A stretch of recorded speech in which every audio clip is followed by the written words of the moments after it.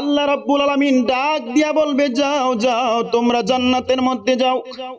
যদি জান্নাতের মধ্যে যেতে হয় একটা রাস্তা পাড়ি দিতে হবে, ওই রাস্তাটার নাম হলো ফুলসেরাতের ফুল। ফুলসেরাতের ফুলটা পার হয়ে জান্নাতের মধ্যে চলে যাও।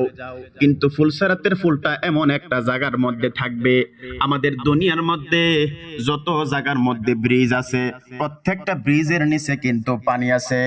এই ফুলসেরাতের ফুলটা এমন একটা জায়গার মধ্যে থাকবে, ফুলসেরাতের ফুলের নিচে থাকবে জাহান্নামটা।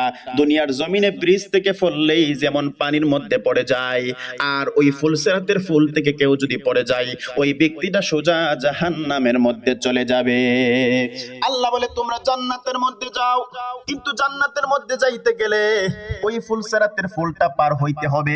ওই ফুলসেরাতের ফুলটা ঈমানের বলে পার হইবে। কিছু কিছু মানুষ দেখবে ওই ফুলসেরাতের ফুলটা একেবারে দুনিয়ার মতো সুন্দর একটা রাস্তা, তারা হেঁটে হেঁটে পার হয়ে যাবে। আবার কিছু কিছু মানুষ দেখবে এই ফুলসেরাতের ফুলটা জান্নাতের মধ্যে একটা বাগানের মতন সুন্দর রাস্তা হয়ে গেছে, তারা হাসতে হাসতে হেঁটে হেঁটে চলে যাবে। কিছু কিছু মানুষ চোখের পলকে যার যার ঈমানের বলে তারা পার হয়ে যাবে। কিছু কিছু মানুষ দেখবে এই ফুলসেরাতের ফুলটা ঘোড়ার দৌড়ের মতন পার হয়ে যাবে। আবার কিছু কিছু মানুষ দেখবে এই ফুলসেরাতের ফুলটা একেবারে চুলের চাইতে চিকন, এই ফুলসেরাতের ফুলটা হীরার চাইতেও ধারালো, ফুলসেরাতের ফুলটা একেবারে আমাবস্যা রাতের চাইতেও অন্ধকার।